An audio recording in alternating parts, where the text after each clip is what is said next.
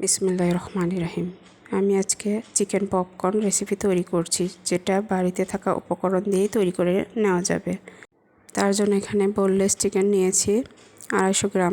এখানে চিকেনের বুকের পার্টটা নিয়েছি। এভাবে কিউব করে কেটে নিয়ে আমি তাতে দিয়ে দিচ্ছি স্বাদ মতো লবণ, আদা রসুন জিরা বাটা হাফ চামচ, 1 ফালি লেবুর রস আর ধনিয়ার পাতা 1 মুঠো দিয়ে আমি 10 মিনিটের জন্য ম্যারিনেট করে নিচ্ছি।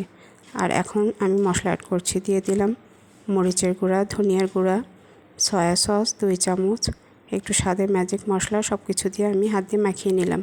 এখন ভাজার জন্য দিয়ে দিচ্ছি 2 চামচ ময়দা, 1.5 চামচ কর্নফ্লাওয়ার আর দিলাম 3 চামচ দুধ আর দিয়েছি সামান্য একটু বেকিং সোডা। সব কিছু দিয়ে মাখিয়ে আমি তেল গরম করে ভেজে নিলাম। হয়ে গেল আমার পপকর্ন রেসিপি। আমার রেসিপিগুলো যদি আপনাদের ভালো লেগে থাকে অবশ্যই আমাকে সাপোর্ট করবেন।